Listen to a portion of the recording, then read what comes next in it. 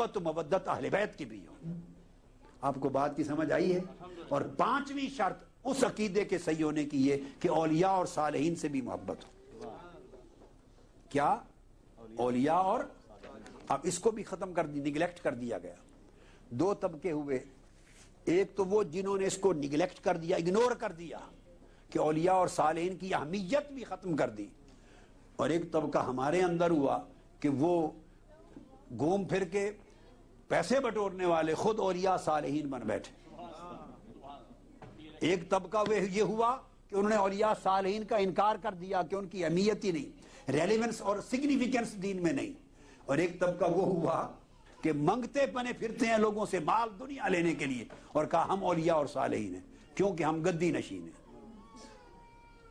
گدی کا کوئی تعلق ولایت کے ساتھ نہیں، اور ولایت کا کوئی تعلق گدی کے ساتھ نہیں۔ میں نے ایک بار پہلے کہا تھا پچھلے سال ماہ رمضان کے آخری عشرہ میں کہ اگر گدی نشین ولی اللہ بن جاتا ہے تو فضیل ابن عیاض کس کے گدی نشین تھے؟ حسن بصری کس کے گدی نشین تھے؟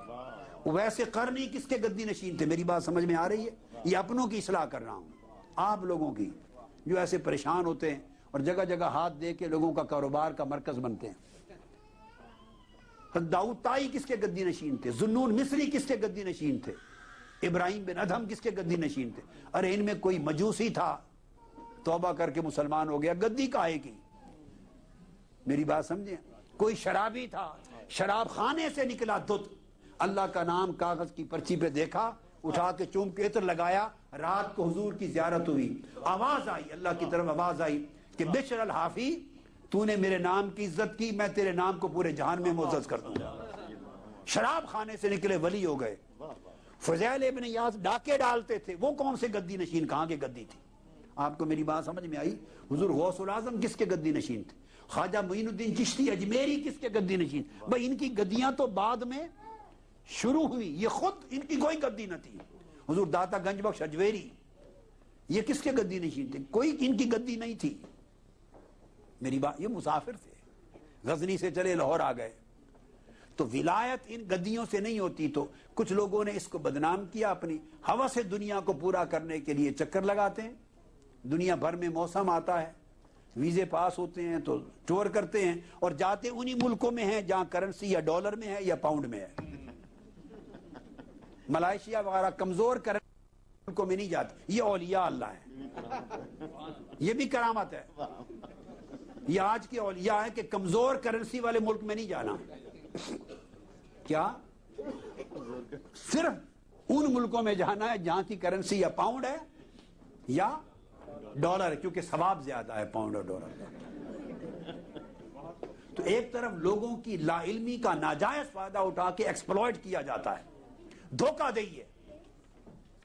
اولیاء اللہ بھلے خود کو کہتے تھے کہ ہم اولیاء اللہ ہیں، پھر ٹور کرنا اور گھروں گھروں میں جا کے مریدی پیر بیعت کرنا، مرید بنانا۔ کل اولیاء 1000 کا نام لے لیں تاریخ میں، 1000 اولیاء اللہ کسی ایک کی سیرت میں دکھا دیں کہ وہ سفر کر کے لوگوں کے گھروں میں جا کے بیعت کرتے ہیں، ایک کو دکھا دیں۔ حضور غوث العظم لوگوں کے گھروں میں جا کے بیعت کرتے تھے، خواجہ اجمیر لوگوں کے گھروں میں جا کے بیعت کرنے کے ٹور کرتے تھے، حضور داتا گنج بخش علی اجویری پیری مریدی کے ٹور کرتے تھے، خواجہ قطب الدین بختیار کاکی لوگوں کے گھر بیعت کرنے جاتے تھے، خواجہ نظام الدین اولیاء لوگوں کے گھروں میں جاتے تھے، تعویذ دیں، وہاں بیعت کریں، دم کریں اور پیسے بٹور لائیں۔ بھئی اولیاء اللہ میں کسی نے ایسا عمل 1400 سال میں نہیں کیا، یہ کہاں کی ولایت نکل آئی؟ یہ اہل سنت عقیدے کو برباد کیا جن لوگوں نے، ان کی بات کر رہا ہوں، اور نوجوان نسلوں کو بیزار کر دیا۔ جب ان میں شعور آتا ہے، تعلیم، وہ کہتے ہیں what is nonsense, what is nonsense، کیا ہو رہا ہے؟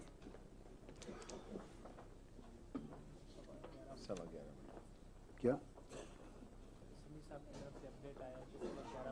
کس نے ان کو کہا ہے؟ اچھا، تو ایک یہ کنسپٹ ہے، اور یاد رکھ لیں ولی جو اللہ کا ولی ہے وہ نہیں جاتا لوگوں کے پاس کہ میری بیعت کر لو، لوگ اس کے پاس آتے ہیں۔ مومن کی یہ پہچان، کافر کی یہ پہچان کہ آفاق میں گم ہے، اور مومن کی یہ پہچان کہ گم اس میں ہے آفاق۔ اولیاء اور اللہ والوں کے پاس لوگ چل کے جاتے ہیں، پھر وہ اللہ والے بے نیاز ہوتے ہیں، وہ اللہ کا تعلق انہیں ہر شے سے بے نیاز کر دیتا ہے، ان کا دل کا خانہ بھر جاتا ہے، ان کی آنکھ نہ کسی کی جیب پہ پڑتی ہے، امیر و غریب برابر ہو جاتا ہے ان کے لیے. اور ہمارے ہاں غریب ہو تو اس سے ہاتھ بھی ایک آدھے انچ کی انگلی سے ملانا ہے، کیونکہ اس سے بہت پیسے نہیں ملنے. اور مالدار ہو تو بھلے اس کے ساتھ بڑا محبت، عقیدت، 100 دعائیں کرنی اس کے لیے. یہ سب کچھ کیا ہو رہا ہے؟ پوجا ہو رہی ہے پیسے کی. اور ولایت اور فقیری نام دل کو اس پیسے کی محبت سے خالی کر دینے کا ہے.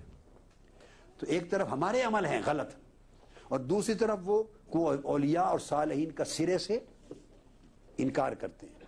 تو وہ آقا علیہ السلام نے فرمایا اولیاء اور صالحین کے لیے حدیث پاک میں سیدنا فاروق اعظم روایت کرتے ہیں. حدیث سیدنا فاروق اعظم، حدیث صحیح ہے. حضرت ابو داؤد، سنن ابی داؤد میں، نسائی میں، مسند احمد بن حنبل میں، بہت سی کتابوں میں حدیث.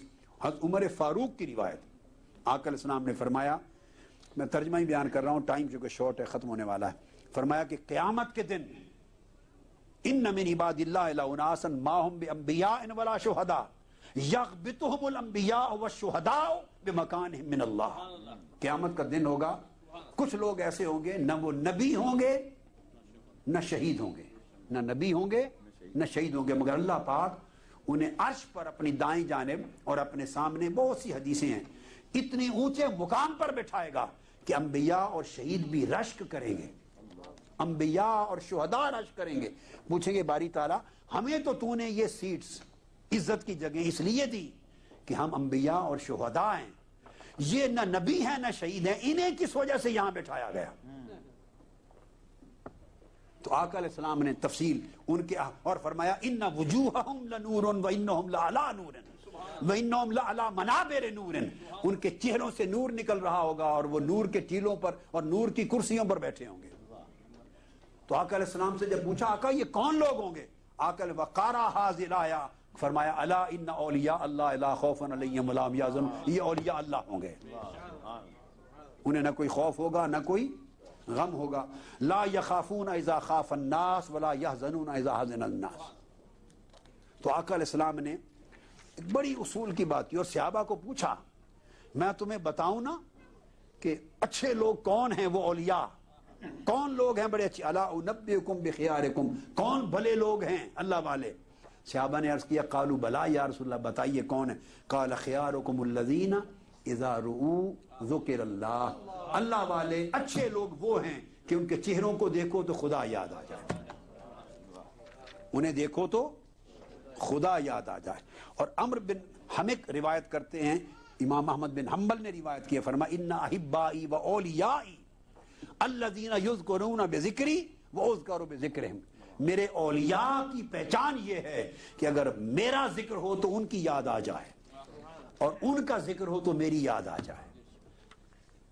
ان کا تذکرہ ہو تو میں یاد آ جاؤں، اور میرا تذکرہ ہو تو ان کی یاد آ جائے.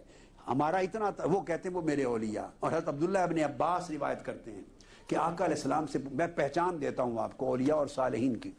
آقا علیہ السلام سے پوچھا گیا یا رسول اللہ، قیل یا رسول اللہ ای جلسائنا خیر، ہم کن کی صحبت میں بیٹھا کریں؟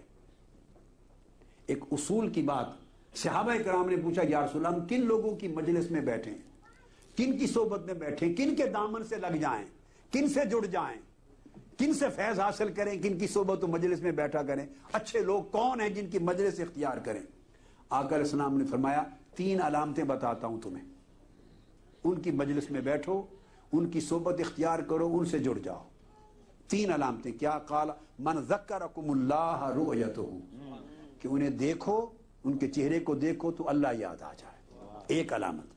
وزاد فی علمکم منطقہ، اس کی گفتگو اور کلام یا خطاب سنو تو تمہارے علم دین میں اضافہ ہو جائے، اس کا کلام سنو تو تمہیں دین اور حکمت میں اضافہ ہو جائے.